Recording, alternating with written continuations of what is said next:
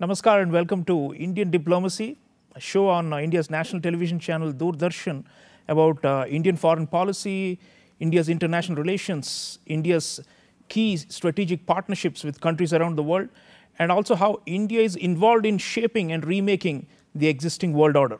Viewers, in this episode, we are looking at a pivotal relationship of India with Australia.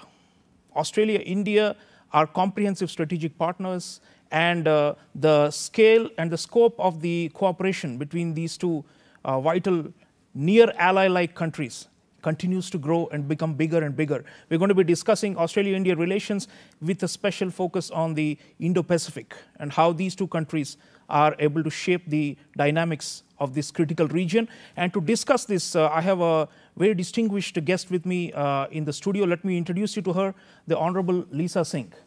Thank you. It's lovely to be here. Lisa Singh is CEO of the Australia-India Institute at the University of Melbourne, one of the important research institutions promoting the bilateral relationship between Australia and India. She's a former senator, a minister, and a public figure. It's such an honor to have you here. Thank you. It's lovely to be here.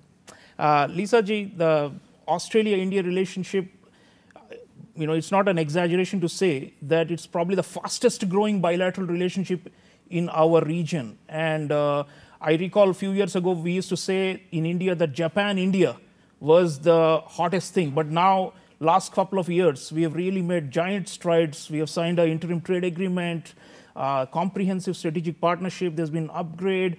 It's all looking up. And so I'd like you to share your thoughts. You're in Melbourne, and you're in many ways giving the ideation to, advance this relationship. So sitting there and looking at India, and you're of Indian origin, you've been awarded Pravasi Bharatiya Samman, the highest award for expatriate Indians in the diaspora. So looking at India from there, and now you're here as well, why is this reaching such stratospheric heights, and what is so special about Australia and India? Well, as we know, our Indo-Pacific region is being reshaped. And here are two partners, Australia and India, that are taking the values that they hold for the region very, very, very seriously. And for Australia and India, they're shared values. We have a lot of common interests as two countries that really want to play a role in shaping our region, our multipolar region as it's becoming. And I think that's what we're seeing between Australia and India, two consequential partners that want to come together and really play an active role in creating peace and stability. And of course, doing that through building stronger trade links, our economic links you referred to through a comprehensive strategic partnership, but also through our security relationship as well. And I think that's the one that we've seen a really heightened lift in terms of foreign policy and defence. Here are two countries now that have a range of military exercises, naval exercises. Australia in itself is going to be the host of Exercise Malabar, yes, in fact. Yes. So there is so much for us to do together if we want to share this vision for our Indo-Pacific region, let alone how we support and work with Pacific Island states, the small island states, ASEAN. As two countries, we very much strongly support ASEAN centrality. Yeah. I know that India's played a strong role in signing its own comprehensive strategic partnership with ASEAN.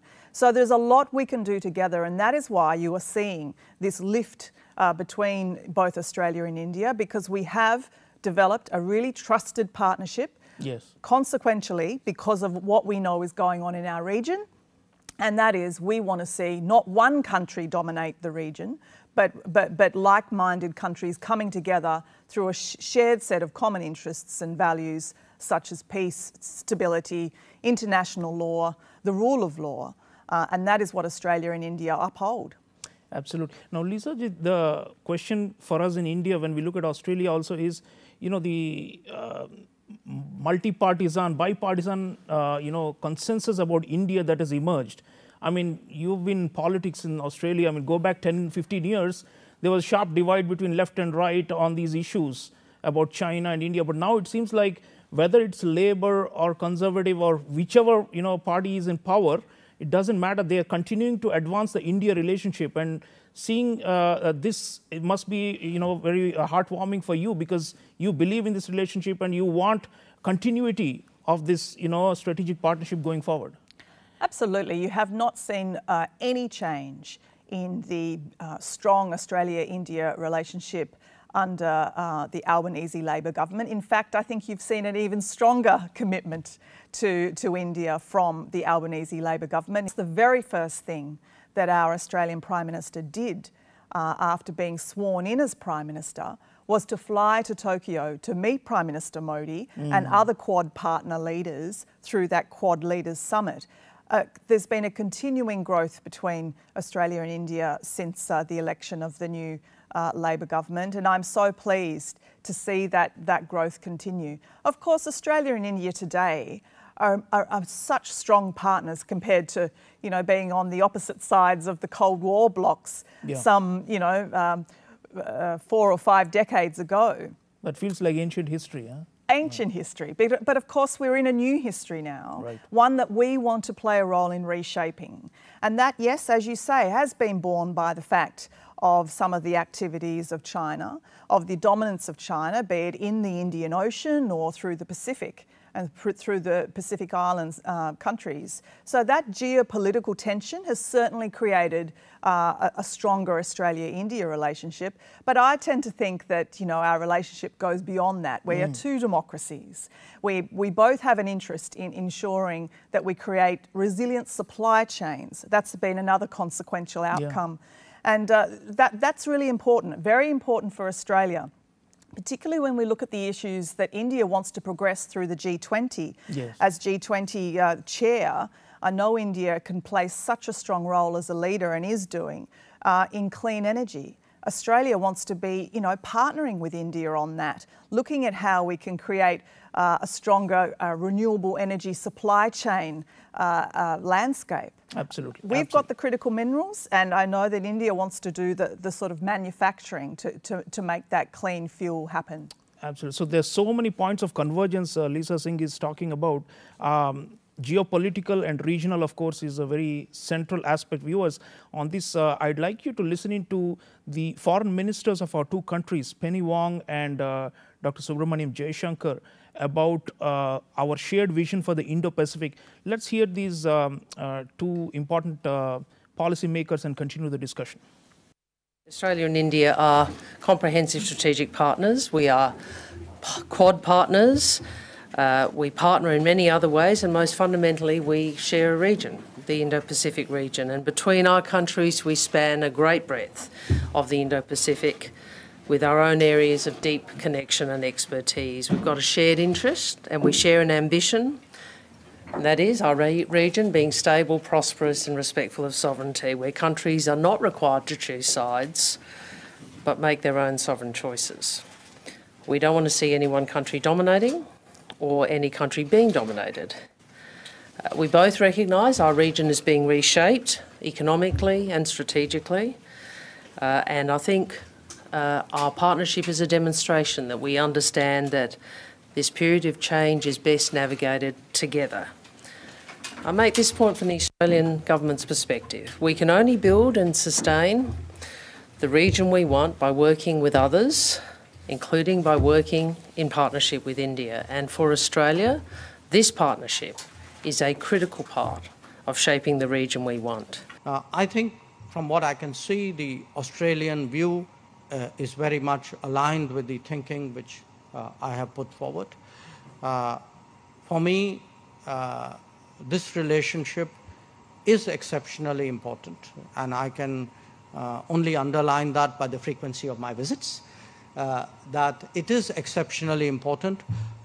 It would, for us, make a big difference in the G20, in the Quad, bilaterally, and I think regionally as well. You know, I'm coming here after spending 3 days in Fiji, so do bear in mind that the India that I represent today is also an India whose influence and interest and footprint is growing in the world. We feel we can be of utility and support in regions which may not be that proximate to us. So that too has been part of my conversations in Australia. So viewers, you just saw the foreign ministers talking about the region. And Lisa ji, you were originally Indian origin from Fiji. And that's your background. And the Pacific Island region is, of course, the backyard for Australia historically. And there is clearly Chinese penetration of that region. They're trying to enter into security pacts with small island nations there, and essentially push out Australia and the US from what has historically been their zone of influence. So there is a direct challenge there. And here in India, in our so-called backyard also, in Sri Lanka, Maldives, to a lesser extent Bangladesh, and the Indian Ocean region, we also feel a similar kind of a expansionist challenge. And in that sense, our experiences are very similar. We are both trying to make sure that there is room for us to have a say and to have our own zone where we are influential. So you are, given your Fiji background and given how involved Australia has been in that region, what is the thinking and how can India come in, you think, in this picture, or how could Australia come in here to Indian Ocean? What could we do more in the Pacific Islands and of course in the ASEAN region, where we could complement each other's strengths and ensure that, as the ministers were saying, that no single country is, got hegemonic control over this space? Look, I think this is where the Australia-India relationship can really take off in our region, because this is where we can work both bilaterally and multilaterally. I know that our foreign minister, in fact, has just been in Fiji for the Pacific Island Forum, and as your foreign minister has just been in Fiji for the World Hindi Conference. Yeah. Two significant visits by both of them, because again, it's showing a commitment to small island states, not just in the hard power areas of security, which of course we know is important, particularly when China is trying to sign deals to sort of shore up resources and ownership of certain areas of the Pacific. But more in terms also of humanitarian assistance, of looking at the environmental issues that face the Pacific Islands nations. These are areas where India is leading the way. The Solar Alliance, that Global Solar Alliance India has led on, very important for our Pacific Island neighbours. And I also know that India, I think it was something like 33 years since an Indian Prime Minister visited the Pacific, was the first done by Prime Minister Modi in 2014. I remember that visit very distinctly. So that Act East policy, I think, of India really shows a commitment to the Pacific and to small island states. And similarly, you see that from the Australian government. Our foreign minister has had so many visits to the Pacific and really said we are here to listen, to not lecture, and to really be a strong Pacific partner in the region. We see the Pacific Island as our neighbour, of course, in Australia. So strong commitment there, but a lot more, I think, that the two nations can do together. Similarly, can also happen in the ASEAN region. Some of that, I think, is happening through the Australia-India-Indonesia trilateral agreement. Maritime, three big middle powers, yeah. Very good, yeah, exactly. Very major power, three major powers in our region, really driving and shaping what this new multipolar region will look like through maritime cooperation. And I think similarly, the exercises of maritime shared interests that happen through AusIndex and Pitch Black, there are a number of them happening between Australia and India together bilaterally, are also really, really important to helping shape the region, but also to sort of put out a message that these are two countries that really want to play an active role to create peace and stability and cooperation, which is what we heard our foreign ministers mentioning there. I have to say, though, that in my current role, post-politics, one of the highlights was, and very early in this role, was to host your foreign minister, Dr. Jaishankar, at our University of Melbourne. And I got to be in conversation with him at that very large forum, where he made it very clear that he said in the top 5 countries that India takes seriously, Australia is right up there. It's right up there.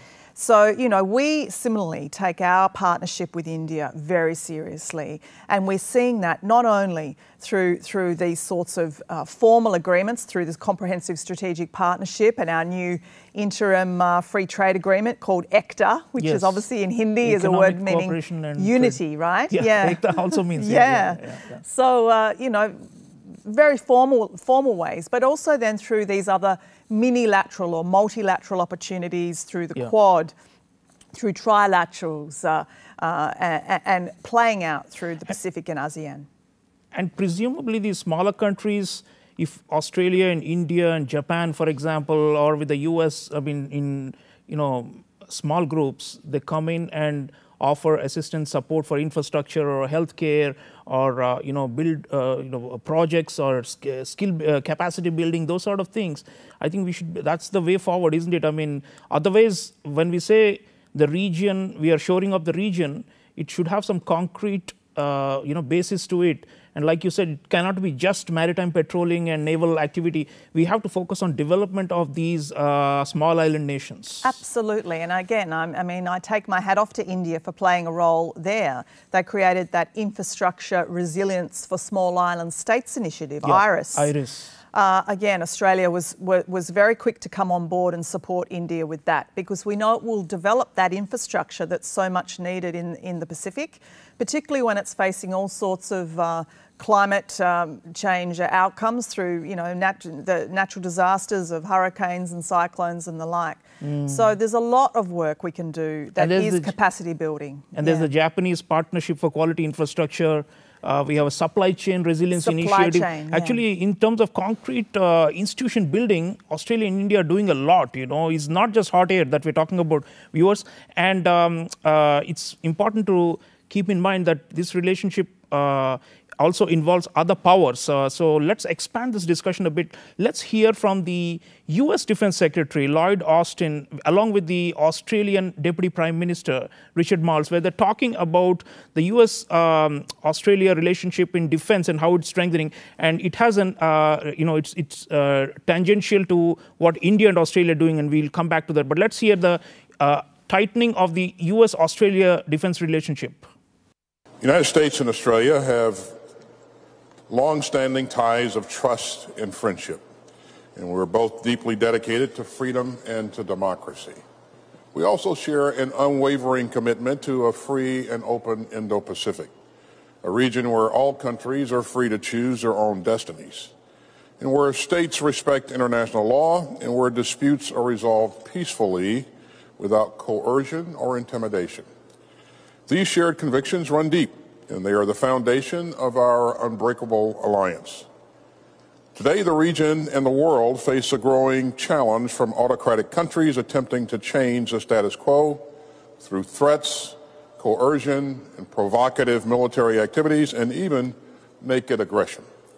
We're deeply concerned by China's aggressive, escalatory, and destabilizing military activities in the Taiwan Strait and elsewhere in the region. The Deputy Prime Minister and I had a very productive discussion about steps that we can take as allies to enhance deterrence and strengthen security in the Indo-Pacific. We talked about enhancing our interoperability and expanding our operations and advancing our ongoing force posture initiatives and deepening our defense industrial cooperation. We talked about AUKUS, which I'm pleased to say has made tremendous progress over the past year. We also had a good discussion on the renewed importance of the trilateral cooperation with Japan. US alliance system, there's been an effort to reinvigorate it. And of course, Australia is a treaty ally of the US, and AUKUS, the Australia-UK-US military alliance, has also been newly formed and is making rapid strides.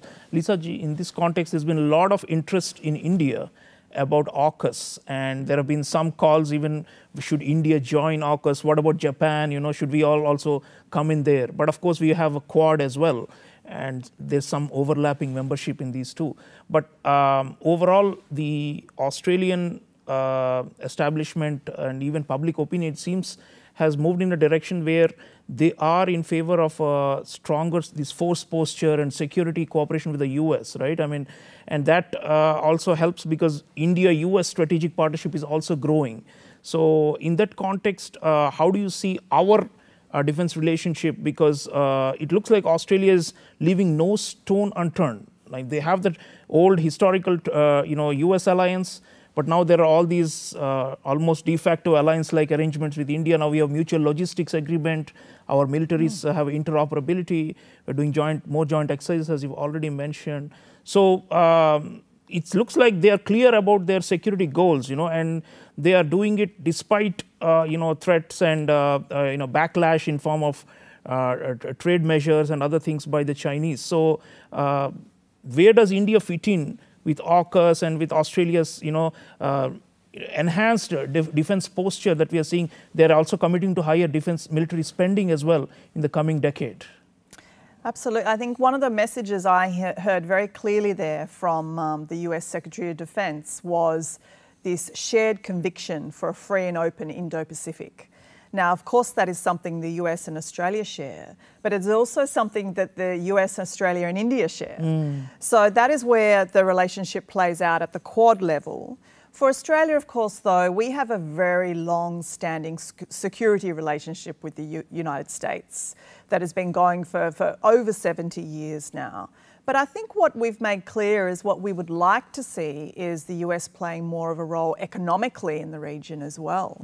When we talked about supply chain diversification, which I know is being looked at through the Quad, this is where India plays a really important role. Even if we look back at what's just occurred through the COVID-19 pandemic, India, was stepping right up there in vaccine manufacturing. Yes. There is so many other ways we want to shape that free and open Indo-Pacific. That's not just your usual sort of hard security areas, but looking at those sort of environmental security areas, humanitarian security, food security, many ways in which we can come together in a stronger partnership. That aside, Australia and India aren't sitting back and thinking, well, there is all this other sort of architecture in place. We don't need to keep strengthening our relationship. We certainly are, and you raise the MLSA as an example of that. I think that can go even further. I think, though, on AUKUS, there's a lot of discussion at the moment about whether or not we should have India and Japan as part of AUKUS. AUKUS, of course, is a long-term game, whereas the Quad I see as an alliance. It's a security alliance, but a broadening out of that security relationship of 4 like-minded countries that can really play an impact in our region today. AUKUS, however, has that longer strategy, particularly for Australia in terms of our submarine capability. Having nuclear-powered submarines is at the heart of that AUKUS arrangement. I know that India and the US have a very long-standing bilateral relationship. In terms, I think, when I look at Australia, for example, I do look at the US and India relationship and how the diaspora have been very much part of building the bilateral relationship. Of course. And that's something we can learn in Australia. Of course, the fastest growing diaspora community in Australia is the Indian diaspora. It's nearly a million people. It's really grown quite rapidly over a short space of time. And it's fantastic to now see, just looking back at the 75-year anniversary of India's independence, our Sydney Opera House lit up in the tricolours. Same with our old Parliament House in Canberra, something that Minister Jaishankar got to witness. This is us really taking our relationship seriously and seeing that our diaspora can play a key role in that.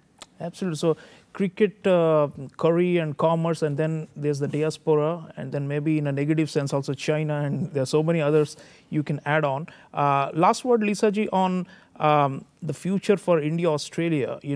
We are 2 important pillars to make this Indo-Pacific become a reality. I mean, it's a construct, and if I'm not wrong, it's only the very term Indo-Pacific came from Australians to start with about 15 years ago, and it's then become mainstream, and we have all adapted to it. So Indo-Pacific, Australia's commitment seems ironclad. I mean, they're really, and we are suddenly finding that there is a willing partner there, and that's why India is, I think, also warming up so much to Australia. So what's the future? Are there any areas which I think are like, critical for this relationship to go forward in the region? Look, Australia clearly has a shared vision for the region, and that vision includes India as a strong partner. We want to see our economic relationship grow a lot more than it currently stands. We want to continue our strong security partnership.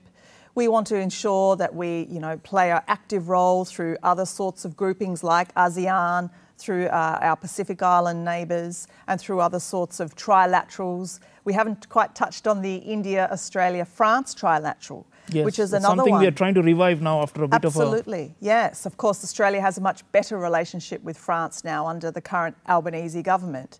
So now we can really advance the Australia-India-France trilateral through, again, looking at those environmental security issues, critical technologies, cyber security. There is a lot more that Australia and India can do together, and I'm looking forward to that. A lot more that we can do together. Sky is the limit, Lisa Singh says. And, viewers, there's also a lot of litmus tests coming up. The region, we are seeing unilateral conduct by China, which is affecting the sovereignty and security of a lot of smaller countries. And let's hope that there is no big crisis over Taiwan or over the South China Sea or an Indian Ocean country which may require military action, but you can't rule out. And that will be ultimately the test of all these key strategic relationships. If there is a big crisis, how will Australia and India stand up shoulder to shoulder? But we're preparing for it. And I want to thank Lisa Singh for sharing original insights, and for also for the work that you're doing to advance our bilateral relationship. It's really commendable. Thank you, Dr. Cholia. So viewers, do think about this big relationship, Australia-India. We are just making rapid strides, and in a way it's non-problematic. There's nothing at all which can be seen as a conflict of interest between the two sides. And in that sense, sometimes it's off the radar but quietly behind the scenes, we are doing a lot of work to make sure that this architecture in the region for Indo-Pacific is in place, so that whenever there is trouble or crisis, we are all prepared for meeting these challenges.